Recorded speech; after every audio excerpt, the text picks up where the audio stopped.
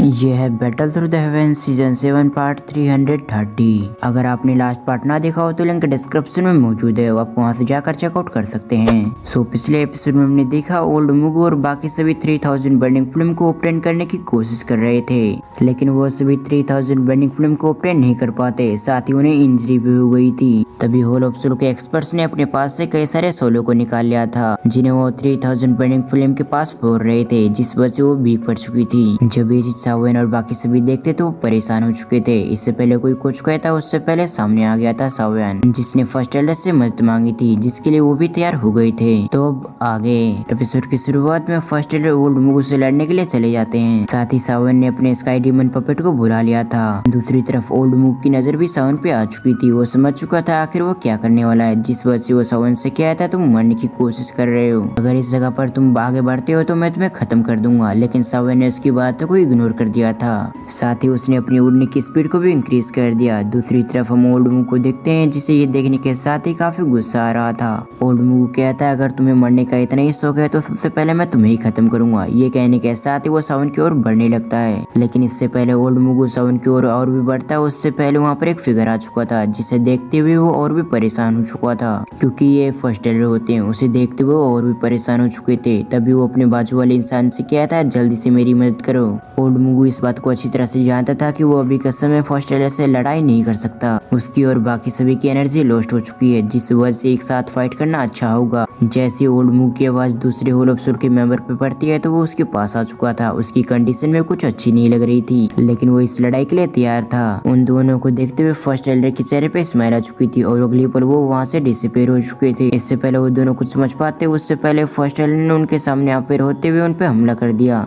ये चीज देखते हुए वो दोनों भी जल्दी से रिएक्ट करते हैं। सीन शिफ्ट कर हम 3000 बर्निंग फ्लेम को देखते हैं, जो लगातार भाग रही थी और उसके पीछे होल ऑफ सोल का एक एक्सपर्ट भी पड़ा हुआ था। वो 3000 बर्निंग फ्लेम से कहती है तुम कुछ भी कर लो, लेकिन आज तुम होल ऑफ सोल के अंदर जाके रहोगी। जब वो ये कहते हुए उसके पीछा कर रहा था, तभी उसके सामने एक स्पेस डिस्ट्रॉय होती और वहाँ पर एक फिगर आ चुका था, जो आते अपने पन से उस पर अटैक कर देता है। इस सरप्राइजिंग अटैक की वजह से वो व्यक्ति बहुत ज्यादा पीछे जाता है। साथ ही उस जगह की स्पेस भी ब्रेक हो गई थी। जब उसकी नजर ऊपर जाती है तो वहाँ पर स्काई डीमन पपेट था और अगले पल उसकी नजर शिफ्ट होती है 3000 बर्निंग फ्लेम के पीछे, जहाँ पर एक फिगर जा रहा था। उसे देखते हुए कहता है सावन तुम वहीं पर रुक जाओ, नहीं तो ये तुम्हारे लिए बिल्कुल भी अच्छा नहीं होगा। इससे पहले वो और कुछ कहता है, उससे पहले स्काई डीमन पपेट ने उस पर हमला कर दिया था। इस चीज को सेंस करते उसके पसीने छूट गए थे। उसे समझ में आ चुकी थी कि अब उसे स्काई डीमन पपेट का सामना करना होगा और फिर उन दोनों में लड़ाई स्टार्ट हो जाती है। दूसरी तरफ सावन ये चीज देखने के साथ ही एक गहरी सांसें लेता है। उसके बाद उसकी नजर आती है 3000 बर्निंग फ्लेम पे। उसे देखते हुए सावन अपने मन में कहता है मुझे रिएक्ट करना चाहिए। वैसे जिया ने मुझे बताया था कि 3000 बर्निंग फ्लेम जब वीक हो उसी समय मुझे इस सील का उपयोग करना होगा। लगता है वो समय आ चुका है, क्योंकि 3000 बर्निंग फ्लेम अभी के समय बहुत ज्यादा वीक है। साथ ही मुझे इस चीज को सावधानी से भी करनी होगी। जब सावन इसके बारे में सोच रहा था, तभी उसकी नजर पड़ती है 3000 बर्निंग फ्लेम पे, जो अभी के समय स्टार की एनर्जी को कंज्यूम कर रही थी। इसीलिए धीरे धीरे करके उसकी पावर भी रिकवर हो रही थी। ये चीज देखने के साथ ही सावन परेशान हो जाता है। साथ ही वो आगे बढ़ते हुए कहता है मुझे जल्दी ऐसा करने से रोकना होगा, नहीं तो बीते समय के साथ 3000 बर्निंग फ्लेम अपनी पुरानी पावर को रिकवर कर लेगी। ये सब सोचते हुए सावन ने अपनी उड़ने की स्पीड को और भी इंक्रीज कर दिया था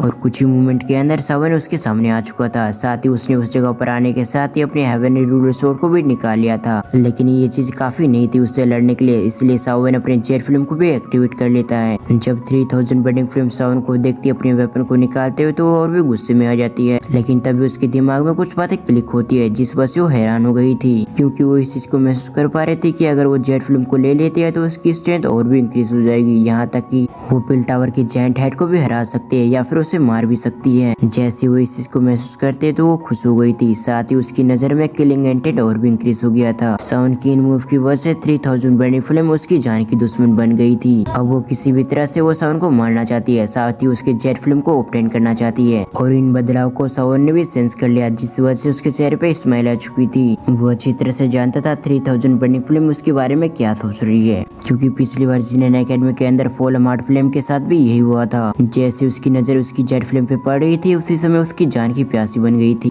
अगले ही पल सावन के चेहरे पे स्माइल आ चुकी थी। वो 3000 बर्निंग फ्लेम की ओर देखते हुए कहता है, अगर तुम्हें मेरी जेट फिल्म चाहिए तो तुम्हें मुझसे फाइट करनी होगी। ये तुम पर निर्भर करता है और तुम्हारी एबिलिटी पर निर्भर करता है। आखिर तुम मेरी फिल्म को ऑब्टेन कर पाती हो या फिर मैं तुम्हारी फिल्म को ऑब्टेन कर पाता हूँ। तो क्या इस बैटल के लिए तुम तैयार हो? ये सुनते ही 3000 बर्निंग फ्लेम का एक्सप्रेशन चेंज हो जाता है। वो समझ जाती है सावन ने जानबूझकर इस जेट फिल्म को बाहर निकाला है ताकि वो मुझसे लड़ाई कर सके। भले बात कुछ भी हो, लेकिन अब किसी भी तरह से उसे सावन की जेट फिल्म चाहिए थी। मतलब सिचुएशन ऐसी हो गई थी, अगर सावन हारता है तो सावन की जेट ग्रीन फिल्म को वो ऑब्टेन कर सकती है, लेकिन सावन जीतता है तो 3000 बर्निंग फ्लेम की फ्लेम उसके पास आ जाएगी। दूसरी तरफ हम सावन को देखते हैं, वो जल्दी से रिएक्ट करते हुए 3000 बर्निंग फ्लेम पे हमला कर देता है। इस चीज को सेंस करके 3000 बर्निंग फ्लेम भी रिएक्ट करती है और अगले पल उन दोनों हेवनली फ्लेम के बीच फाइट होने लगती है, जिस वजह से उन दोनों की हेवनली फ्लेम की एनर्जी आसपास फैल गई थी। जब इस जगह की एनर्जी शांत होती है तो हम देखते हैं 3000 बर्निंग फ्लेम और सावन दोनों ने अपने कदम को पीछे ले लिया था।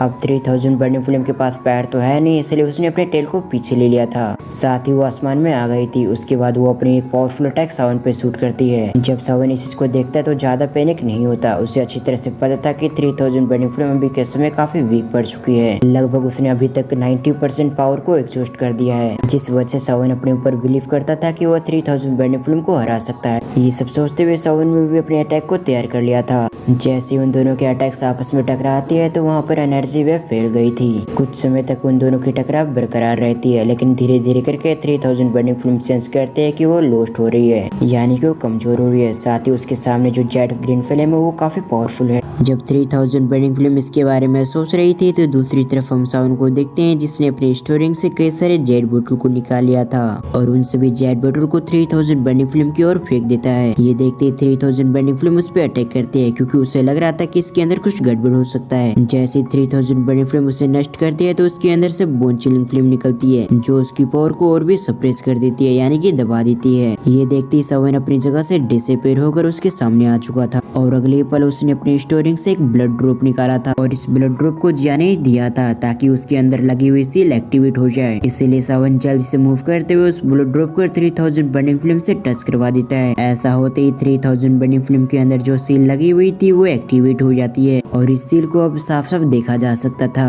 3000 बर्निंग फ्लेम के ऊपर लगी हुई सील को देखने के बाद सावन के चेहरे पे स्माइल आ चुकी थी। इसके साथ ही वो महसूस कर पा रहा था कि वो धीरे धीरे करके उसके इमोशंस भी सेंस कर रहा है और ये चीज सावन इसलिए महसूस कर पा रहा था क्योंकि इस जगह पर आने से पहले जिया ने उसे ड्रैगन मार्क दिया था और इस मार्क की वजह से वो उससे कनेक्टेड फील कर पा रहा था। जब सावन इसके बारे में सोचता है तो एक गहरी सांसें लेता है। दूसरी तरफ हम 3000 बर्निंग फ्लेम को देखते हैं, जो अभी के समय काफी शॉक्ड लग रही थी। उसने भी सेंस कर लिया था कि सावन के पास वही ड्रैगन सील है, लेकिन अगले पल उसके एक्सप्रेशन चेंज हो गए थे। वो कहते हैं, बच्चे तुम मुझे कंट्रोल करना चाहते हो, ये तुम्हारा सपना ही रहेगा। अगर तुम इसमें फेल होते हो तो तुम्हारी बॉडी को मैं कंट्रोल करूंगा, इस बात को ध्यान रखना।